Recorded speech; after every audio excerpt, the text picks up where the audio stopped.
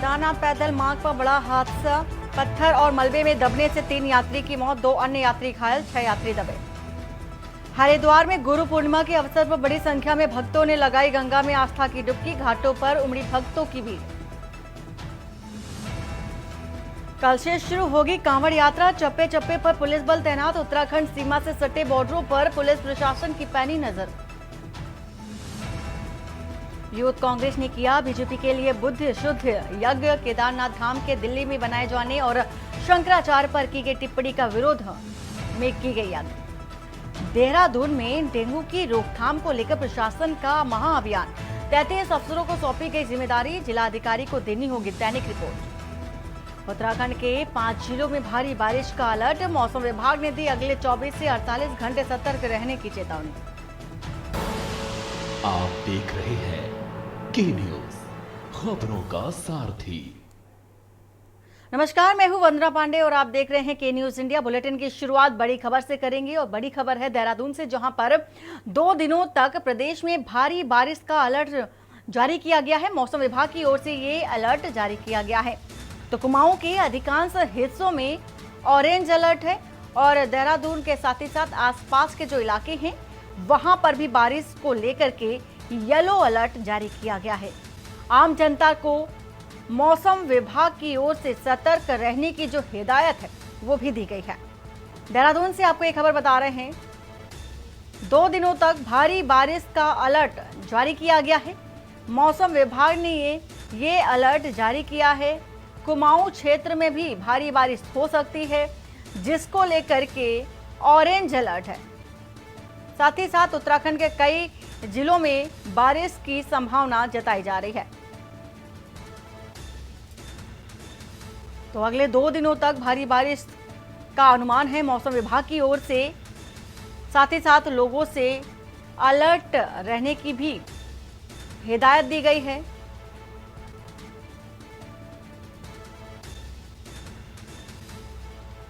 और आसपास के जो इलाके हैं वहां पर भी भारी बारिश हो सकती है, जिसको लेकर कि येलो अलर्ट जो है वो जारी किया गया है।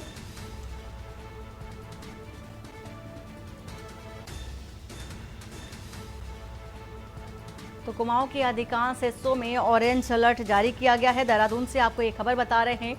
साथ ही आसपास के क्षेत्रों में भी भारी बारिश हो सकती है। लक्सर से खबर है, जहां पर कल से होगी कांवड़ यात्रा की शुरुआत और कांवड़ यात्रा को सकुशल बनाने की जो तैयारी है वो पूरी कर ली गई है। चप्पे चप्पे पर पुलिस बल भी तैनात कर दिया गया है। खानपुर बॉर्डर और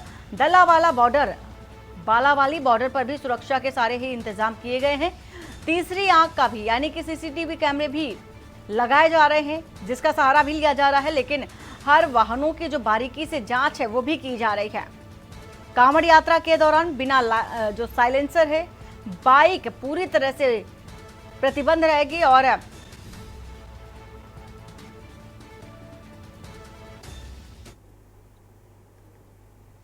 हरिद्वार में कांवड़ यात्रा की जो शुरुआत है वो हो गई है। कांवड़ यात्रा के दौरान शिव भक्त कांवड़ियों की सेवा करने वाले लोग भी सड़कों पर उतर आए हैं। यात्रा के लिए आप पूरी सब्जी और हलवे का भी भंडारा चलता है और जगह जगह पर दिखाई भी देंगे। लेकिन पहली बार हरिद्वार कांवड़ यात्रा के दौरान चॉकलेटी भंडारा भी दिखाई दिया है, जिसकी कनखल के समाजसेवी और भाजपा नेता भूपेंद्र कुमार ने शुरुआत की। भूपेंद्र कुमार ने दिल्ली हाईवे पर कांवड़ियों को चॉकलेट का प्रसाद बांटा। इस मौके पर भूपेंद्र कुमार ने कहा कि वे कांवड़ यात्रा की शुरुआत चॉकलेट की मिठास के साथ कर रहे हैं और इसके बाद जो है 25 तारीख से उनका पूरी सब्जी का भंडारा चलेगा और 2 दिन वह चॉकलेट देकर कांवड़ मेले में आए कांवड़ियों का स्वागत किया है। उन्होंने बताया कि चॉकलेट से एनर्जी मिलती है और चॉकलेट खाने के बाद एक दिन कांवड़ियों को अपनी यात्रा में भरपूर एनर्जी मिलती रहेगी।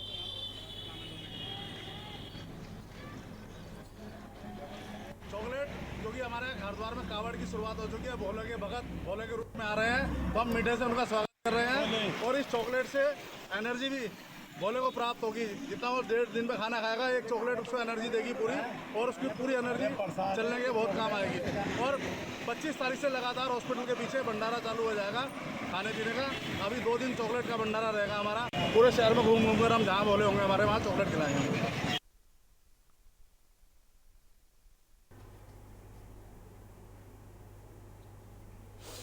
हल्द्वानी में हरियाली का प्रतीक वन गुर्जर समुदाय का पारंपरिक त्योहार सेला पर्व धूमधाम से मनाया जा रहा है।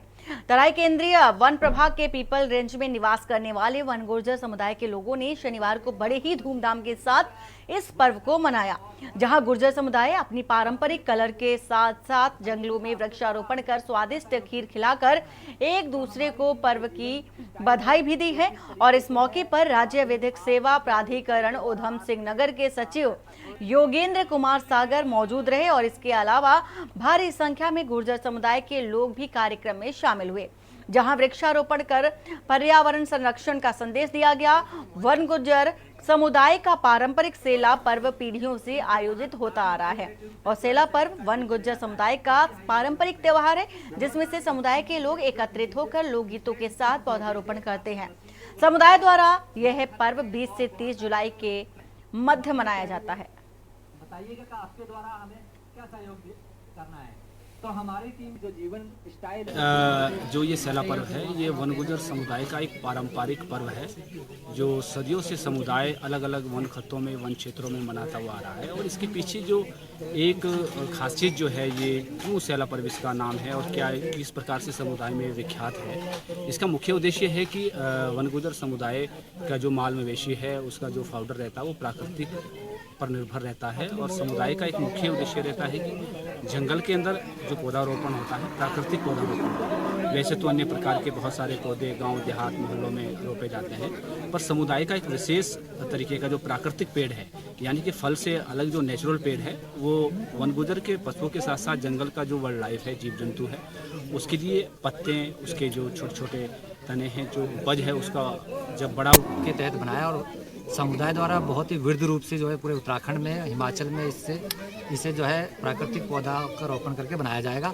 और विशेषकर इसकी खूबसूरती यही है कि और जितने भी कार्यक्रम होते हैं उसमें जो है प्लांट का कभी भी ध्यान नहीं रहता है, लेकिन सेला में विशेषकर प्लांट का ध्यान रहता है।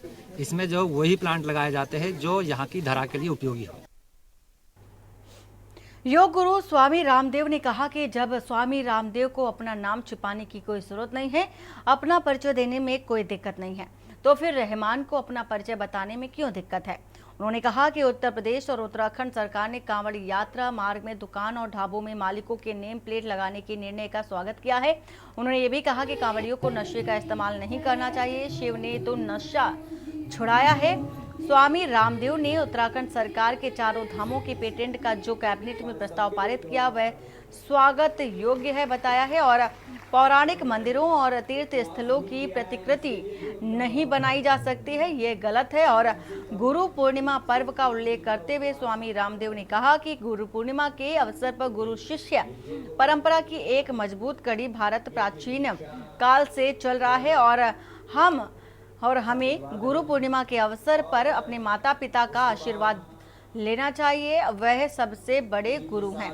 स्वामी रामदेव ने इस अवसर पर अपने माता पिता का आशीर्वाद दिया और गुरु पूर्णिमा के अवसर पर देखा जा रहा है माता पिता का आशीर्वाद लेने के साथ ही साथ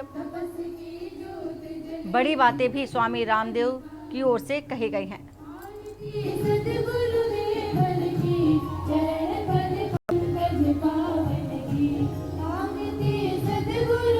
जब रामदेव को अपनी पहचान बताने में कोई दिक्कत नहीं है तो रहमान को क्यों दिक्कत होनी चाहिए। तो अपने नाम पर तो सबको गौरव होता है, तो नाम छिपाने की कोई जरूरत नहीं है। अपने कार्य को शुद्धता और प्रामाणिकता से करने की आवश्यकता है। यदि हमारे कार्य में शुद्धता और पवित्रता है तो हमारा नाम चाहे हिंदू है, मुसलमान है, हम किसी भी वर्ग से ताल्लुक रखते हैं, ब्राह्मण, क्षत्रिय, वैश्य, दलित, आदिवासी, वनवासी, हम सब भारतवासी हैं और सबको अपने भारतीय होने पर, अपने हिंदू होने पर, अपने मुसलमान होने पर, अपने सिख, जैन, बौद्ध होने पर, अपने दलित होने पर, अपने ओबीसी होने पर, अपने ब्राह्मण, क्षत्रिय आदि होने पर सबको समान रूप से गौरव होना चाहिए। जब रामदेव को अपनी पहचान बताने में कोई दिक्कत नहीं है,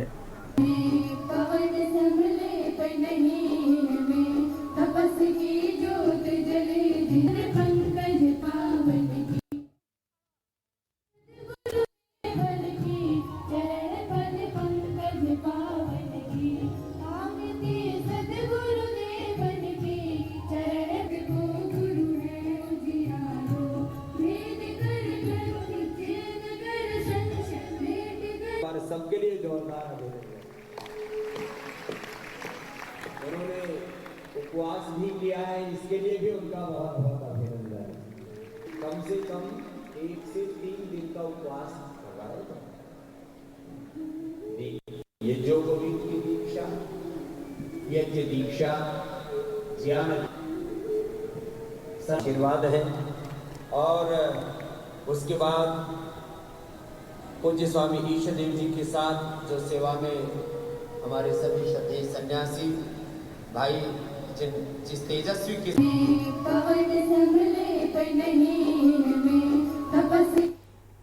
केदारनाथ धाम का प्रबंधन लगातार विवादों के घेरे में है, तो वहीं भाजपा द्वारा शंकराचार्य अवमुक्तेश्वरानंद पर बयान के बाद विपक्ष लगातार भाजपा को घेरने में लगा हुआ है। और इसी कड़ी में राजधानी देहरादून के कांग्रेस मुख्यालय में यूथ कांग्रेस के कार्यकर्ताओं ने भाजपा के लिए बुद्धि शुद्धि यज्ञ किया, जिसमें कांग्रेस के वरिष्ठ नेताओं ने भी भाजपा को सद्बुद्धि देने के लिए यज्ञ में आहुति दी। वहीं इस बीच यूथ कांग्रेस के प्रदेश अध्यक्ष सुमित्र भुल्लर ने कहा कि इस यज्ञ से हम यह कामना कर रहे हैं कि मुख्यमंत्री धामी और भाजपा के प्रवक्ताओं को सद्बुद्धि मिले, और क्योंकि ये सभी मर्यादाओं को पार कर चुके हैं। और साथ ही उन्होंने ये भी कहा कि भाजपा के अंदर इतनी ही शर्म नहीं रह गई है और वे शंकराचार्य पर टिप्पणी कर रहे हैं। उन्होंने ये भी कहा कि भाजपा को अपने किए गए कृत्यों की माफी मांगनी चाहिए। बिल्कुल, हम भगवान के दरबार में गए हैं, हम यज्ञ कर रहे हैं, हम इसलिए कर रहे हैं और उम्मीद कर रहे हैं, प्रार्थना कर रहे हैं कि मौके की सरकार को, मुख्यमंत्री धामी को, भाजपा के प्रवक्ताओं को कुछ सद्बुद्धि आए, क्योंकि ये सारी मर्यादाओं को पार कर चुके हैं। इनको इतना गैर जिम्मेदाराना व्यवहार है, इतनी भी इनके अंदर शर्म नहीं बची है कि अब ये शंकराचार्य जी पर टिप्पणी करने लगे हैं। क्या ये शंकराचार्य जी से ज्यादा विद्वान है? मैं समझता हूं कि इन्हें अपने किए गए कृत्यों की माफी मांगनी चाहिए, और मैं भगवान से उम्मीद करता हूं कि इनको सद्बुद्धि भी दे और इनको इनके पाप को क्षमा करने का काम करें। शिक्षा को दिलचस्प और आसान बनाने के लिए उत्तराखंड बोर्ड के स्कूलों में स्मार्ट क्लास लगवाई जा रही है, ताकि बच्चों को बेहतर तरीके से अपने विषयों पर ज्ञान प्राप्त हो सके। वहीं इस बात पर उत्तराखंड माध्यमिक शिक्षा विभाग के निदेशक महावीर सिंह बिष्ट ने कहा है कि अभी तक उत्तराखंड ने 783 हाई स्कूल और इंटरमीडिएट कॉलेजों में स्मार्ट क्लास लगाई जा चुकी है, जिसमें से कुछ समग्र शिक्षा अभियान के तहत और कुछ CSR फंडिंग एजेंसी के माध्यम से लगाई गई है। साथ ही उन्होंने ये भी कहा कि हमारा लक्ष्य है कि हर स्कूल में कम से कम एक स्मार्ट क्लास जरूर हो, और धीरे धीरे समग्र शिक्षा अभियान योजना के अंतर्गत हर कक्षा का एक स्मार्ट क्लास उपलब्ध हो।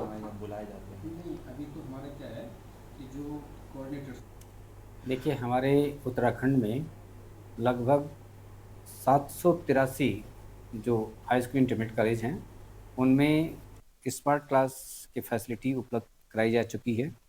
उसमें मैक्सिमम में तो हमारे समग्र शिक्षा अभियान की ओर से और कुछ NGOज और कुछ हमारे CSR फंडिंग एजेंसीज हैं और उनके माध्यम से, तो ये स्मार्ट क्लास अभी हमारा जो टारगेट है वो कम से कम हर विद्यालय में एक स्मार्ट क्लास उपलब्ध हो जाए, और धीरे धीरे समग्र शिक्षा अभियान योजना के अंतर्गत हर क्लास में एक स्मार्ट क्लास सुविधा हो, क्योंकि समय बदल रहा है, शिक्षा का जो साधन है वो भी बदल रहे हैं, टेक्नोलॉजी का काफ़ी कुछ प्रादुर्भाव शिक्षा में हो चुका है। तो हमको भी जो कंटेंट हैं, लर्निंग है, उसकी तरफ अपने को शिफ्ट करना है। तो अब इसके लिए सबसे बेहतर माध्यम स्मार्ट क्लास ही है, क्योंकि उसमें जो बोर्ड भी होते हैं वो भी स्मार्ट होते हैं, टीचर को इसमें काफ़ी सुविधा पढ़ाने में होगी, और बच्चों को जो है काफ़ी इंटरेक्टिव जो सेशन होंगे वो प्राप्त हो सकेंगे। और यहाँ रुकते एक छोटे से ब्रेक के लिए, ब्रेक के बाद जल्द हाजिर होते हैं। आप देख रहे हैं के न्यूज, खबरों का ब्रेक के बाद आपका स्वागत है। बीते दिनों केदारनाथ धाम का दिल्ली में प्रतिरूप स्थापित करने को लेकर खासा बवाल मचा था।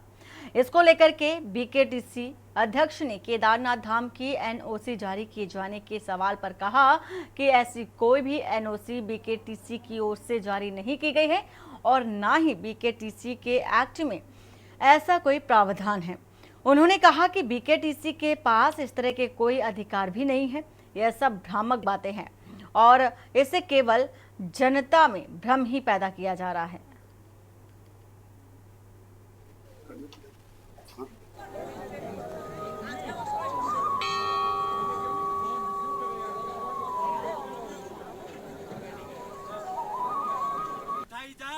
बद्रीनाथ केदारनाथ की जो महिमा है ऐसा कोई भी प्रावधान नहीं है कि बद्रीनाथ केदारनाथ मंदिर समिति किसी को एनओसी देती है। ये दुष्प्रचार का एक हिस्सा है और कुछ लोग जानबूझ करके इस प्रकार का दुष्प्रचार कर रहे हैं। मेरा उनसे अनुरोध है कि, और आप लोगों से भी अनुरोध है कि आप जो बद्रीनाथ केदारनाथ मंदिर समिति का एक्ट है उसको देख सकते हैं, उसमें अध्ययन कर सकते हैं। इस प्रकार का कोई भी प्रावधान मंदिर समिति के एक्ट में नहीं है कि वो इस प्रकार से एनओसी हम देते हैं और ना वो हमारे अधिकार क्षेत्र में है कि इस प्रकार से एनओसी देना। तो ये बिल्कुल भ्रामक तथ्य है। कुछ लोग इसको जानबूझ करके विवाद को बढ़ाने के लिए इस प्रकार का दुष्प्रचार कर रहे हैं।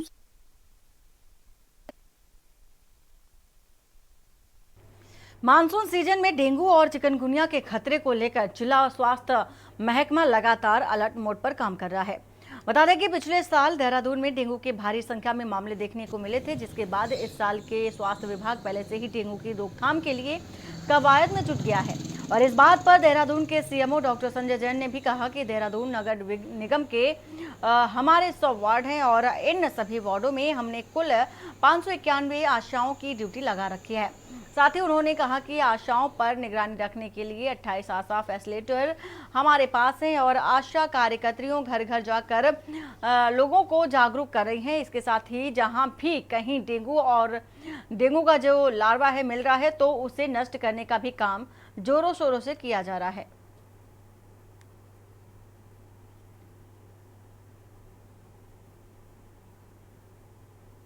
जैसे मैंने बताया ना कि नगर निगम में हमारे 100 वार्ड हैं।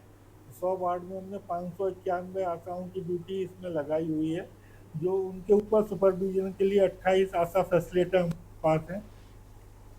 आशाएं घर घर जाके लोगों को जागरूक कर रही हैं और जहाँ कहीं भी हमें कंटेनर में या अन्य किसी चीज़ में डेंगू का लार्वा मिल रहा है तो उसको वो नष्ट कर रही हैं। छात्र छात्राओं के साथ हो रही अनदेखी को लेकर के कुमाऊं की महिला कॉलेज की छात्राओं ने यूनिवर्सिटी पर गंभीर आरोप लगाए। छात्राओं का कहना है कि नई शिक्षा नीति के तहत ये कहा जा रहा है कि 5वें सेमेस्टर स्टूडेंट तभी प्रमोट होगा जब उसकी फर्स्ट एंड सेकेंड सेमेस्टर का रिजल्ट क्लियर होगा। उन्होंने आरोप लगाया कि जिन बच्चों के विषय सही हैं उनका रिजल्ट गलत आ रहा है और जिन बच्चों का रिजल्ट सही है उनके विषय गलत दिखाए जा रहे हैं, जिससे बच्चों के भविष्य के साथ खिलवाड़ हो रहा है और उनका 1 साल बर्बाद हो रहा है। महिला कॉलेज की प्रचार ने कहा कि नई शिक्षा नीति के तहत आए नियमों की जानकारी बच्चों को नहीं है और इस वजह से स्टूडेंट को दिक्कतों का जो है सामना करना पड़ रहा है और वे इस साल नियमों में शिथिलता देने की गुहार भी लगा रहे हैं। परेशान कर दिया यूनिवर्सिटी ने कि इतने बच्चों का पूरी गर्मियों भर आता रहा यूनिवर्सिटी का मेल, इतने ये इसकी मामला इनके प्रमोशन को लेकर के है। अगले नेक्स्ट सेमेस्टर में प्रमोटेड जो मामला है जिसमें कि बच्चे बहुत से हमारे 5th सेमेस्टर के लिए एलिजिबल नहीं माने हैं यूनिवर्सिटी ने, उनके मार्कशीट में लिखा है कि नॉट प्रमोटेड हो गया। तो ये बच्चों को अभी तक इतनी पूरी जानकारी नहीं थी कि क्रेडिट में किस तरीके से इनको यूनिवर्सिटी नंबर देगी और फर्स्ट सेमेस्टर या सेकेंड सेमेस्टर में कहीं पे इनका बैक हो जाएगा और वो बैक अगर ये क्लियर नहीं कर पाते हैं तो इनको 3rd और 4th सेमेस्टर पास होने के बाद भी 5th सेमेस्टर में एडमिशन नहीं मिलेगा। उत्तराखंड सरकार ने कांवड़ यात्रा के रूट पर पड़ने वाली सभी खाने पीने की दुकानों पर मालिक और काम करने वाले लोगों का नाम लिखना जरूरी कर दिया है। राज्य सरकार का देखा जा रहा है कि आदेश हरिद्वार जिले में लागू हो गया है और लाखों कांवड़िए हरिद्वार से ही पवित्र गंगाजल लेने पहुंचेंगे। देखिए रिपोर्ट। उत्तराखंड सरकार ने कावड़ यात्रा के रूट पर पड़ने वाले सभी खाने पीने की दुकानों पर मालिक और काम करने वाले लोगों का नाम लिखना जरूरी कर दिया है। राज्य सरकार का ये आदेश हरिद्वार जिले में लागू हो गया है। लाखों कावड़िये हरिद्वार से ही पवित्र गंगा जल लेने पहुंचेंगे। शहर के कुछ दुकानदारों का कहना है कि इस फैसले से श्रद्धालु अपनी पसंद की जगह पर आराम से खा पी सकेंगे। इसे बहुत अच्छी तरह देखते हैं, क्योंकि हम खुद ये चाहते हैं कि जैसे हमारे कावड़िये आते हैं तो लहसुन प्याज का वो सेवन नहीं करते हैं, तो कुछ लोग इसमें लहसुन प्याज डाल के उन्हें खिला देते हैं। उन्हें पता नहीं लगता है ये हिंदू है या कोई और समाज के आदमी हैं, तो इससे हमारा जल खंडित हो जाता है। तो इस वजह से उन्होंने बहुत अच्छा नियम निकाला है। ये अच्छे नजरिए से देखते हैं, अच्छा किया है सरकार ने, जो भी किया है अच्छा किया है। क्या फायदे होगा इसका बहुत फायदा है। एक तो जो इसमें गैर बिरादरी का आदमी नहीं घुस सकता है। दूसरी बात ये होगी, आदमी जो 2 नंबर का काम नहीं कर सकता इसमें। 1 नंबर से काम करेगा, ईमानदारी से करेगा, अपनी मेहनत से करेगा। और अच्छी चीज है ये सरकार के फैसले का, हमें बहुत अच्छा लगा। इससे हम बहुत खुश हो, कोई दिक्कत नहीं है। वहीं कुछ दुकानदारों का मानना है कि सरकार के इस तरह के फैसले से उनके कारोबार पर खराब असर पड़ सकता है। दुकानदारों को परेशान करने वाले काम है। गरीब छोटा दुकानदार जो है, जो थोड़ी बहुत ही रोजी रोटी कमा लेता है, उससे बेकार हो जाएगा। और हमारे हरिद्वार क्षेत्र के अंदर कभी कोई बात नहीं होती जल्दी से। दुनिया में किसी भी कोने पे हो जाए, हरिद्वार के क्षेत्र में कभी ये बात नहीं होती कि तू कौन सा मजहब का है, कौन सा मजहब का नहीं। कैसे देखते हैं इस फैसले को? गलत है ये फैसला। ये हमारे हिसाब से सही है, क्योंकि हम तो खुला चलाते पहले से ही अपने नाम पे, मगर उससे पहले हमारे बोर्ड हटवा दिए गए थे जो उर्दू में लिखे थे, हमने अरब लगवाए गए। तो ये इससे व्यापार पे कितना फर्क पड़ेगा? फर्क ये पड़ता है, कुछ आदमी आके जो है यहाँ खाना खा लेते हैं और उसके बाद वो देखते हैं वो आदमी मुस्लिम है, तो फिर वो बोलचाल करते हैं। तो इससे हम महफूज हैं। अब हम उसे कहते भाई लिखा हुआ देखते हैं, आप बैठे आप पूछते, हमसे मालूम करते, हम बताते। हर साल सावन के महीने में शिव भक्त कावड़ लेकर निकलते हैं। ये कावड़िये गंगा जल लेने के लिए धार्मिक जगहों पर जाते हैं। इस साल कावड़ यात्रा। और बुलेटिन में फिलहाल इतना ही। बाकी की खबरों के लिए बने रहिए आप के न्यूज़ साथ। नमस्कार। न्यूज़ खबरों का सारथी।